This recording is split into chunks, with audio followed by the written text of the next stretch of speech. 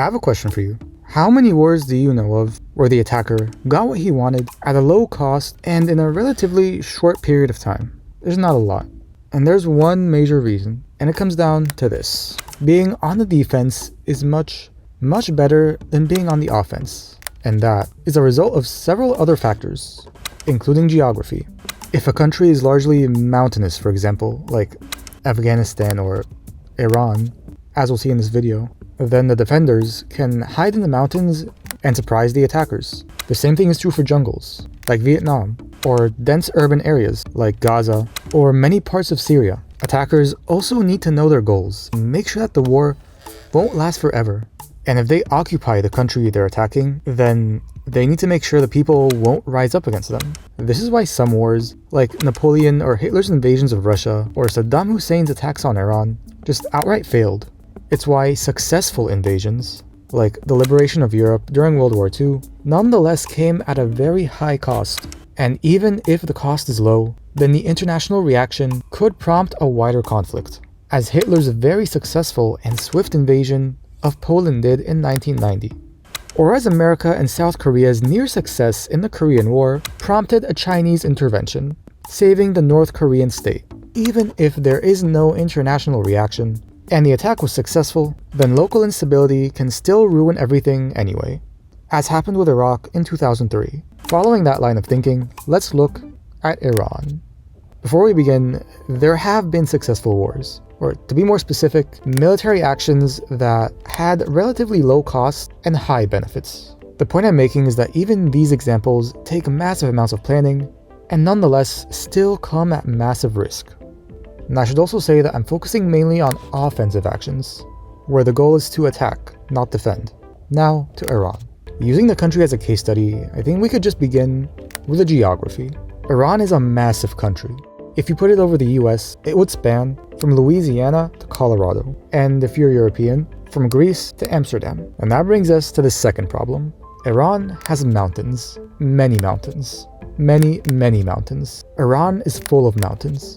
As I said, mountains make any invasion or attack 10 times more difficult because you simply can't push through a mountain. You can only go around it or go over it. And any defender, as I said, can simply hide in the mountains and launch a rebel insurgency even after you occupy the nation. That's one reason why the Taliban still rules Afghanistan. Moreover is this next problem. Iran has a large population, about 90 million people, and having to rule over 90 million people would make things a bit difficult. All of these factors would make any ground invasion simply a nightmare for American forces, or for any country's forces really, because any hypothetical invasion of Iran would face intense mountain terrain and probably stiff Iranian resistance. The only place in Iran where you can maybe attack is the relatively low-lying region of Khuzestan in southwestern Iran, which houses much of the country's oil. But even that wouldn't work out as well as you think. How do I know this? Because it's literally been tried. Let's go back to the year 1980. Tensions were simmering between Iran and its western neighbor, Iraq, then ruled by Saddam Hussein. And Saddam found himself in a full-scale war with his eastern neighbor, attempting to seize many parts of the country, including the low-lying region of Khuzestan we just mentioned. Moreover, I should mention that this was probably a really good time to attack Iran. The country had just come out of a massive revolution and was facing internal instability as the revolutionaries consolidated their power. But Saddam failed. Why did he fail? Because besides the war taking place along the mountains lining the border between the two countries, Iran's regime framed the issue as a question of foreign intervention and stoked patriotism among the Iranian people. And Iran's people, as I said, are many. And that may have been one reason why the Iranian regime made use of its advantage in numbers to launch human waves against Iraqi forces. Iraqi troops were eventually pushed out within 2 years. If Saddam wanted to weaken the new regime, then the war didn't do that. In fact, it probably did the opposite. He probably didn't realize that the war would strengthen the regime's resolve, rally the population behind the flag, and tie down the Iraqi military. Eventually, Iraq would pay dearly for these unexpected costs. The story doesn't end there though, because Saddam wasn't the only one who chose war. Iran's leader at the time, Ruhollah Khomeini, believed that kicking out Saddam wasn't enough and launched an offensive into Iraq. And that went just about as well as you would expect, especially when it was Saddam's turn to rally the Iraqi people behind the flag and promote himself as a defender of the Arab world and the one thing stopping Khomeini's revolution from spreading, which is why the United States and most of its allies leaned towards Iraq, and why even the Soviet Union also sent support to Iraq. And much like Saddam's attempt to fight Iran, the Iranians faced mountainous terrain and a stiff resistance.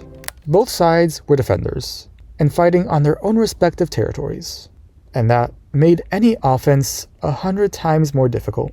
The result is that after 8 years, both sides came out of the war having suffered massive losses, but without really gaining that much, and probably nothing that couldn't have come without the war. Iraq was in debt, which contributed to the following Kuwait War and the intense sanctions placed on Iraq after it. And Iran was also weakened, having spent a decade at war, a decade that could have been spent building its economy, its diplomatic networks, or even improving its military. But remember when I said that these types of wars sometimes do succeed? Well, I've been hiding something from you. In 1941, the Soviet Union and the British Empire got together and launched a full-scale invasion of Iran, and successfully took over the country within a short period of time. Well, if I've just spent all this time talking about how you can't invade Iran, then how was this invasion successful? First of all, this was a surprise attack, so the Iranians did not expect it and had to react quickly to the invasion.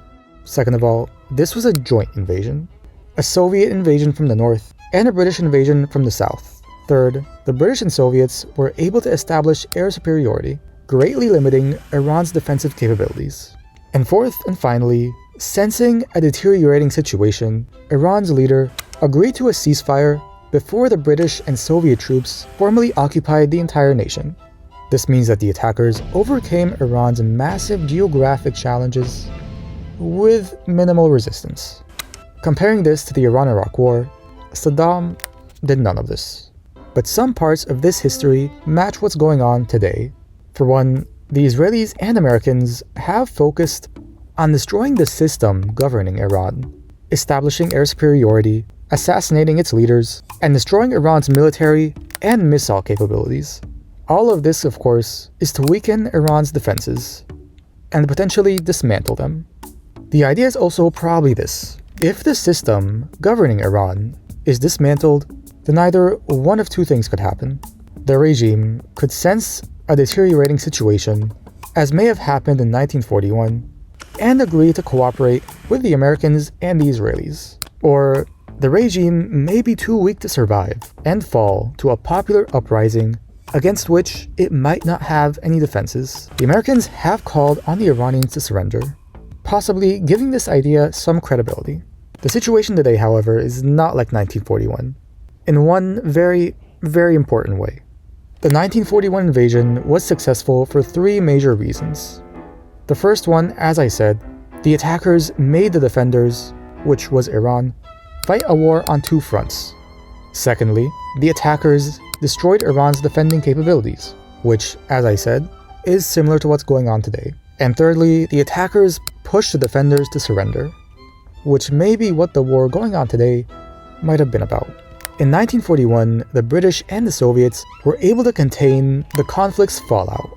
They were able to avoid armed rebellions, insurgencies, or any post-war instability. And that is quite different from today. After the choice was made in Washington to go to war with Iran, Iran responded by shutting down the Strait of Hormuz, causing a global energy crisis. The regime also attacked Iran's Arab neighbors to the south, not just targeting US military bases, but targeting infrastructure and buildings belonging to those countries themselves, threatening their economies. The regime's allies in Iraq and Lebanon have also responded by attacking American and Israeli targets across the region. And that's without mentioning the fact that, as of writing, the war has not been successful at taking down the Iranian regime. Moreover, everyone was aware of these consequences. It was a known threat that Iran would attack US bases, as it did in the 2025 war. People talked for years about what would happen if Iran closed down the Strait of Hormuz. or about what would happen if Iran's Shia allies in Yemen, Iraq, Lebanon, and formerly Syria attacked American and Israeli targets across the region. Perhaps the war simply needed more planning, or perhaps a diplomatic solution just would have been better. But wait, you might argue, the goal is to weaken the regime, and that after the war is over, the people will rise up and take over the government. I'll concede that that's a valid argument, and it's very possible that after the war is over, the Iranian regime won't have the strength it once had to crack down on protesters and maintain its power system. But it misses a very important point. In 1941, the Soviets and the British had a day-after plan for what would happen once Iran surrendered. The two wanted Reza Shah, the country's leader at the time, to abdicate, and for his son, Mohammad Reza Pahlavi, to take the throne, ruling the nation. And in so doing, the British and the Soviets were able to facilitate Iran's political stability during the war and post-war years. Returning to the present day, the Americans and the Israelis need a day-after plan for what will happen once the fighting stops. Because even if the Iranian government falls now, it may lead to instability, because the decision to go to war may destabilize the country without providing any real answers or any real alternatives to the current government if it collapses. If the Iranian regime collapses, perhaps a more democratic government will come in. But that depends on all the nation's factions and ethnic groups agreeing to work together in a non-violent manner. And that may be difficult to control, as we've seen in other countries, especially considering that Iran has many different ethnic groups and many different opportunities for separatist factions. And even if the government doesn't fall, it may be only more antagonistic to the United States, who, up until the war, hadn't launched a full-scale war against the country. And even if the regime doesn't collapse, opposition forces could still be strong and take arms against the government if they feel that they have no other option. And that in and of itself is a decision to go to war. And we have seen in countries like Syria and Libya and Yemen what happens when opposition forces decide to take up violence. America needs a plan for how to deal with the country once the war is over, be it through supporting and overseeing a democratic transition, or even through reaching some sort of understanding with the regime. The point is that war may not have been an effective decision, and there are many times when it doesn't work unless you pay a high cost, whether that loss is economic, military, political, or even a loss in international standing. And while you can plan, even the best of planning doesn't always account for the unknown consequences of war. If you want to learn more about Iran, check out this video talking about the Shah and how Iran and America were once allies. And if you want to learn more about the region and about politics, then check out my channel. Thank you for watching.